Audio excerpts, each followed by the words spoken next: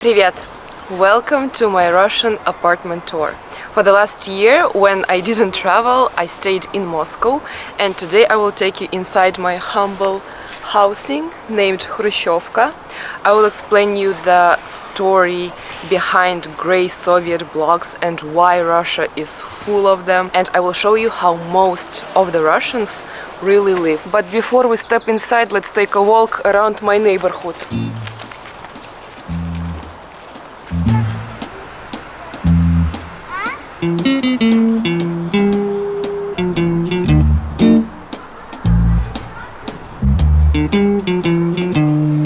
Not all parts of Moscow are impressive like the Red Square. In fact, there are many neighborhoods like mine, characterized by typical Soviet-era residential buildings. By the way, all these buildings have their own story, from when they were built to their unique features. Almost every Soviet leader tried to solve the housing issue. That's why these buildings are named after the leaders that built them: Stalinka, Khrushchevka, Brezhnevka, and Putinka. Wait, Putinka is actually a vodka brand.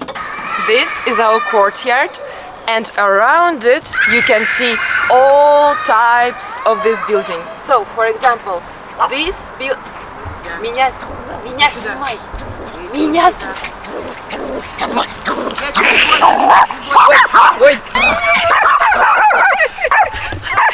Let's start with this one. These buildings are known for their monumentality, luxury, architectural elements, design. They were primarily intended for the Soviet elites. Have you already guessed what Soviet leader built this one? Of course, this is Stalinka. Stalinkas were constructed from the late 1930s to the late 1950s. Under Stalin's rule, the country began to rapidly industrialize, and it was necessary to provide everyone moving to cities with housing. So, mass construction of Stalinkas began. Inside the building, there are spacious entrances and halls, 3 to 4 meter high ceilings, and spacious rooms. Stalinist buildings are still considered to be elite houses.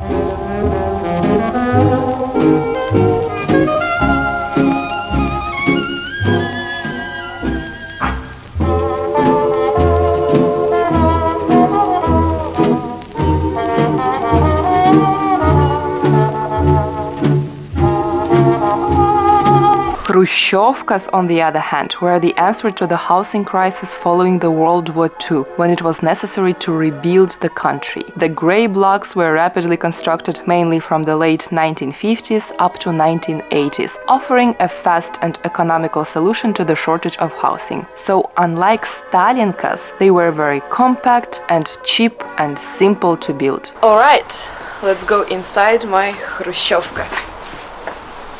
Wait. Are you subscribed to my channel? It's a very private space, so only people who are subscribed can come in. Now we are in подъезд. Подъезд is a Russian term that refers to the entrance of the house or the lobby. I live on the 4th floor, there is no elevator here, and that's why most of the Khrushchevkas have 5 floors. Because according to the Soviet standards, if the building has more than 5 floors, they have to build an elevator, and that would increase the cost of construction too much. Extra security. Добро пожаловать. This is my apartment that I rent from one Moscow babushka with my roommate Dasha. Hello! Long time no see. Dasha is a typical person from Siberia that came to Moscow to make some money and to find success. How is it going so far? It's going well. I'm really making money because difference of salary in Moscow and in Siberia is huge. I'm building a career, and I even found love here. Where do you like lifestyle more? In Irkutsk, Siberia, or Moscow? That's a hard question for me because like in Moscow you can find everything you want, but in Siberia there is my family, there are my friends, there are a nature that I love so much, Baikal Lake, and still like Moscow for me sounds like city for money, but Siberia is for my soul. Now let me show you around. This is a one-room apartment. We're in the living room. typical sounds of the Soviet apartment. Of course, there is a cupboard showcasing the best of the tableware. It's a must-have in a Soviet apartment, and a small library consisting of very big books of the Russian classical literature. And this is a balcony. In Soviet Khrushchevkas like this, people usually put lots of stuff that they don't need on the balcony in the hope that they will use it someday in the future, and it's sometimes full of old furniture and lots of stuff. So it's not like, for example, somewhere in Italy when it's a nice balcony and people are drinking coffee. Also, it's quite chilly here for coffee. And welcome to the kitchen. Kitchens in Soviet Khrushchevkas are very small. Here is the space for cooking.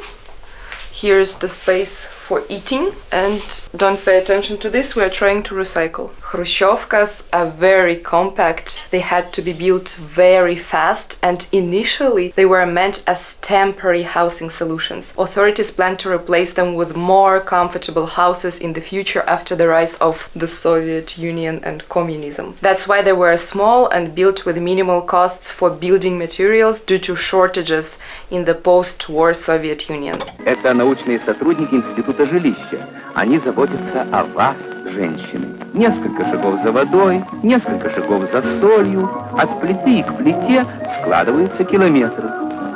Для того, чтобы приготовить борщ, оказывается, надо пройти 500 шагов. Ученые хотят избавить вас от лишних движений и размещают оборудование кухни более рационально. And in all Khrushchevkas there is such windows between a kitchen and a bathroom. You probably wonder, why do we need it? Of course, a Soviet person was always under surveillance of the Communist Party, and they always need to check what media you are reading, what newspapers you are reading. Even in the bathroom, the big brother is always watching you. What else is here? Actually, I never paid attention to this, but now I see that there is this door, and I have no idea where it leads.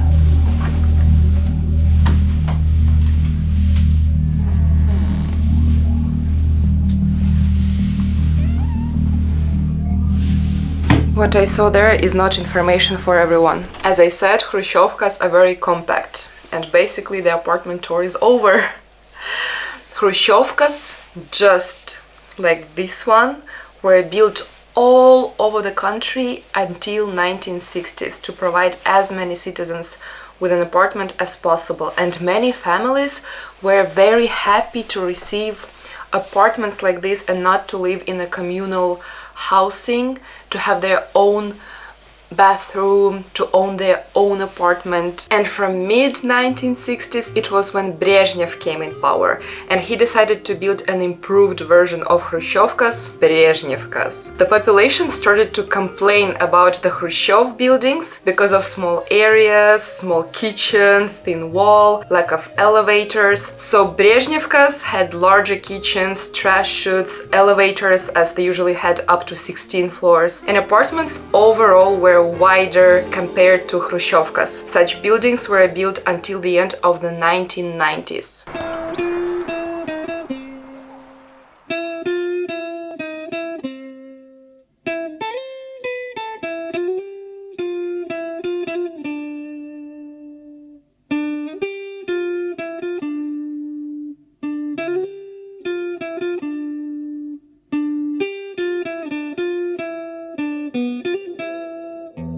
The new buildings that are built in Russia now usually look like the one behind me. Huge residential complexes with so many apartments inside of one building like this. Modern and spacious apartments, but actually I'm not sure I would like to buy an apartment in a building like this. It's just buildings like this remind me an ant house, and people there are so small, like ants. So many people in this huge building. I think I would have depression if I lived there and feel like in utopia or something, but I'm not sure. They have very modern apartments, and now I'm in a period of my life when I need to decide where I would like to own a property, but I still haven't decided if I want to settle in Moscow or some other city of Russia. There is lots of advantages of living in Moscow, but also disadvantages. So I'm still deciding where I'm gonna settle. So let's sum up all types of residential buildings in Russia. Stalinkas were constructed during the industrialization period. They are very monumental and have a beautiful architecture. Then Khrushchevkas were built to address the post-World War II housing crisis. So these buildings were only about functionality and minimalism. And then Brezhnevkas came, which are like an upgraded version of Khrushchevkas. And modern buildings reflect the demand for more comfortable living conditions. Some people might say that post-Soviet countries look depressing because of these gray, ugly panels, but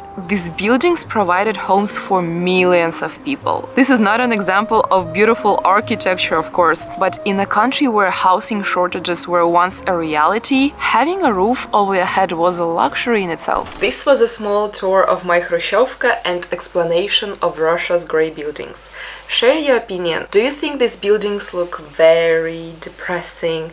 And could you live in one of these buildings, like this Khrushchevka? As for me, yes, this is not perfect. It's a very small apartment, but right now I am very happy to live here in Moscow for this price. It's very cheap, with a nice roommate, and in this quiet and green area of the city. And this place gives me an opportunity to do all my hobbies, and I can reach places that I need by walking, which is a luxury for a big city like Moscow. Also, metro is just 10 minutes walk. I will not live here forever, of course, but for this particular period of my life, it's perfect. Every day that I'm here, I'm happy, honestly. Even though the capitalist, consumerist world keeps reminding every day that you need a bigger apartment, and when you have that bigger apartment, you need a more luxurious apartment, and only then you will be happy, but don't fall into this trap. That's it from me.